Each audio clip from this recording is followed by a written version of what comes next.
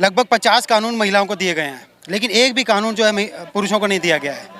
आप देखिए कि 76% जो रेप केसेस होते हैं वो झूठे आरोप लगाकर पुरुषों को फंसा दिया जाता है, और जितने भी दहेज के केस होते हैं 498 धारा के अंदर 98% केस जो है झूठे पाए जाते हैं, जिसमें कि आगे जाकर एक्विटल हो जाती है। उस केस में क्या है, महिलाओं को कोई भी सज़ा नहीं दी जाती झूठे केस फाइल करने। इतने सारे नेता हैं, अपने अनुभव मोहंती जी हैं सांसद, वो खुद परेशान है महिला कानूनों की वजह से। अपने लालू प्रसाद जी के बेटे हैं वो परेशान हैं, ठीक है। ऐश्वर्या राय जी, उनको भी ऑर्डर हुआ है, जितना भी उन्होंने मेंटेनेंस क्लेम किया था वो सब ब्याज समेत वापस करने के लिए अभी 3-4 दिन पहले का ही जो है कोर्ट ने सुनाया है अपना फैसला।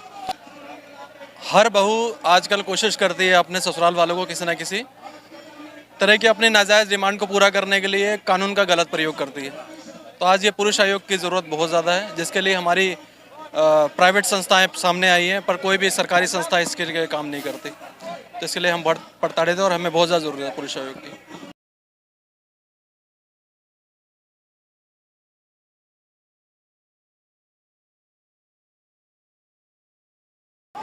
नमस्कार दोस्तों, मैं आपका दोस्त, आपका साथी चंद्रजीत शर्मा। इस समय देश के अंदर महिला आयोग है। महिलाओं की जो हेल्प करने वाली संस्थाएं हैं, एनजीओ हैं, बहुत सारे हैं, और कोर्ट भी कई बार उनके सपोर्ट में फैसला करता है। ये हम नहीं कह रहे, यह वो लोग कह रहे हैं जो अब पुरुष आयोग की मांग कर रहे हैं। ऐसे कई एनजीओ हैं जो देश में काम कर रहे हैं, पुरुषों को सपोर्ट कर रहे हैं, क्योंकि कुछ भी हो, महिलाएं अक्सर ऐसा करती हैं कि उनके साथ दोस्ती होती है जिसकी, उसको जब तक उनके साथ सब कुछ सही चलता है तो उनके साथ वो ठीक रहती हैं, मगर एकदम कुछ ही मिनटों में, कुछ ही घंटों में वो ये कह देती है कि मेरे साथ रेप हुआ है। अब ऐसे में पुरुष कहाँ तक अपने आप को बचाए, कैसे प्रूफ करे कि ऐसा कुछ नहीं है, क्योंकि सुनने वाला कोई नहीं है, आयोग कोई नहीं है, संस्था कोई नहीं है, मंत्रालय कोई नहीं है। ऐसे ही आज कुछ लोग हमारे साथ हैं जो इसकी मांग लेके चल रहे हैं। और ये देखिए, ये भाई साहब हैं, इनके पीछे ये देखिए, ये है हेल्प लाइन फॉर मैन। यहाँ अक्सर वुमेन आप लोग देखते होंगे, मगर यहाँ पे मैन है।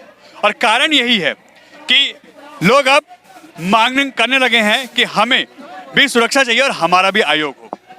ऐसी क्या जरूरत पड़ेगी सर? देखिए, हमारे भारत देश में 50% पॉपुलेशन जो है वो पुरुषों की है, लेकिन 50% महिलाओं के लिए जो पॉपुलेशन है उनके लिए महिला आयोग का गठन किया गया है।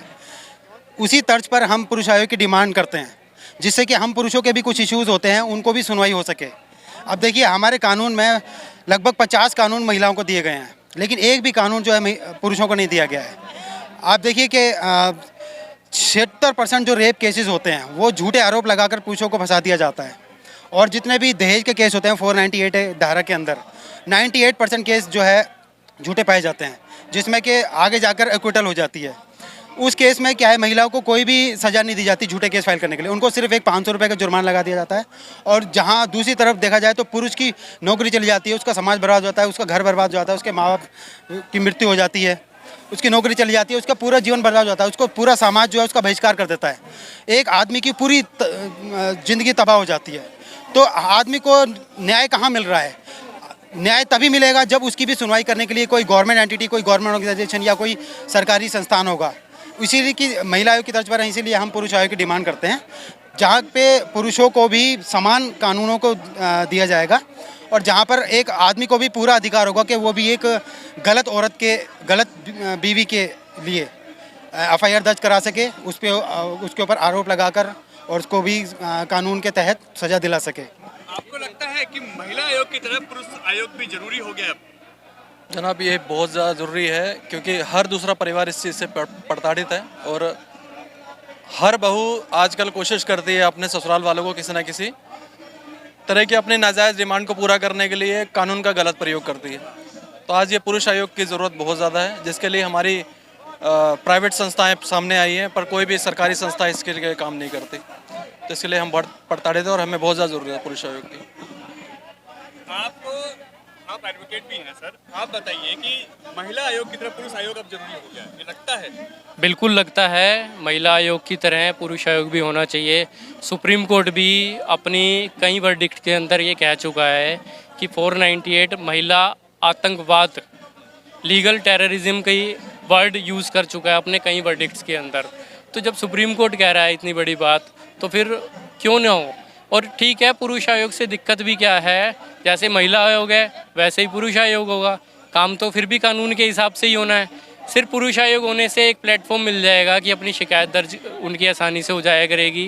दूसरी बात, पुरुषों के हक के नहीं, एटलीस्ट इक्वालिटी के लिए, बराबर के अधिकारों की मांग करने के लिए एक प्लेटफॉर्म बन जाएगा, उनके लिए कानून बराबर का मांग करने के लिए एक प्लेटफॉर्म बन जाएगा।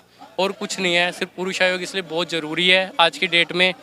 इतने सारे नेता हैं, अपने अनुभव मोहंती जी हैं सांसद, वो खुद परेशान है महिला कानूनों की वजह से। अपने लालू प्रसाद जी के बेटे हैं वो परेशान हैं, ठीक है। ऐश्वर्या राय जी, उनको भी ऑर्डर हुआ है, जितना भी उन्होंने मेंटेनेंस क्लेम किया था वो सब ब्याज समेत वापस करने के लिए अभी 3-4 दिन पहले का ही जो है कोर्ट ने सुनाया है अपना फैसला।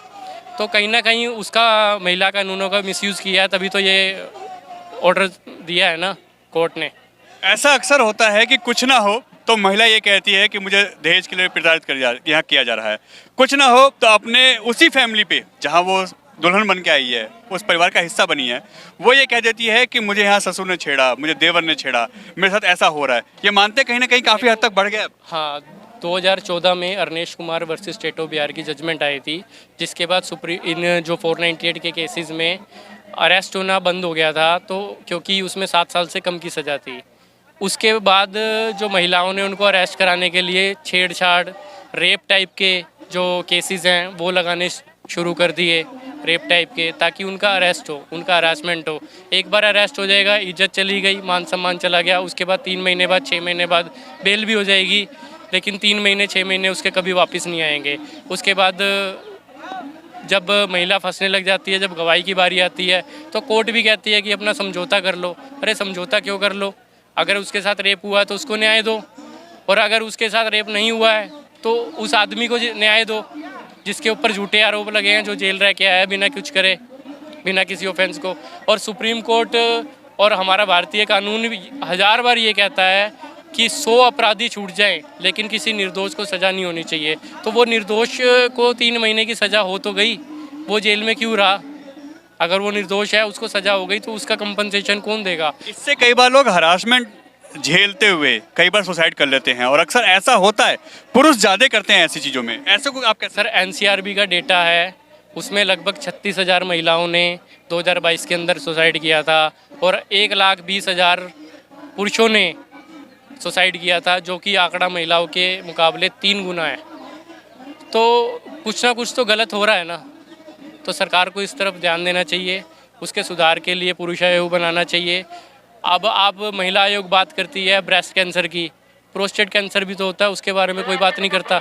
और ब्रेस्ट कैंसर हर महिला को नहीं होता, मान लो 30% महिलाओं को होता है, ठीक है, उनका इलाज होना चाहिए।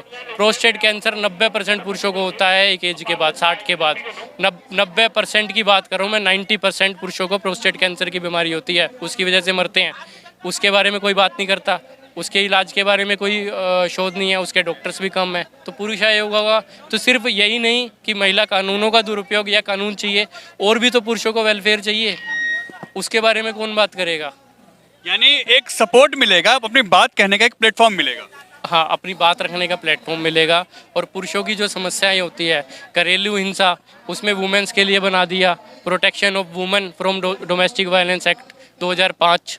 तो पुरुषों के साथ भी तो डोमेस्टिक वायलेंस होता है, पुरुषों को भी तो डंडे से मारती है उनकी पत्नियां, तो वो कहाँ अपनी बात रखेंगे?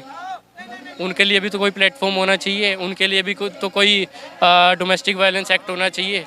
उसमें वुमेन को का वर्ड हटा के ह्यूमन कर दिया जाए तो क्या दिक्कत है? सिर्फ एक वर्ड ही तो चेंज करना है, सिर्फ W का H ही तो करना है। आप इसको कैसे देखते हैं? कब तक ये मांग आप सोचते हैं कि पूरी हो जाएगी? क्योंकि सरकार तो सोच भी रही है इस पे। नहीं, देखिए, हम लोग जो हैं इस NGO के माध्यम से हम जो है नोटा को प्रमोट करते हैं।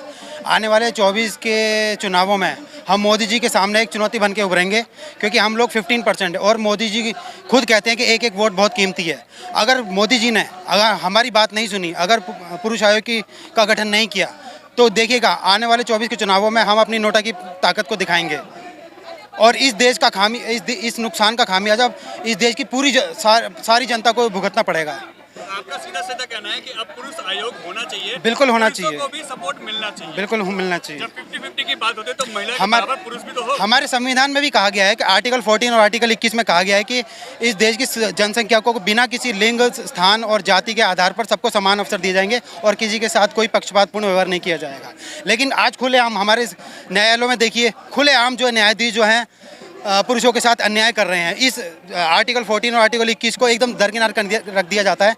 आजकल के जो हमारे न्यायालयों के जो न्यायाधीश हैं वो अपने आप को भगवान समझने लग गए हैं। तो उन लोगों को आप कैसे कंट्रोल करेंगे जब तक कि पुरुषों की सुनने के लिए पुरुष आयोग नहीं है। तो हम पुरुष आयोग की पुरजोर मांग करते हैं। Otherwise no commission, no man commission, no vote, we support NOTA.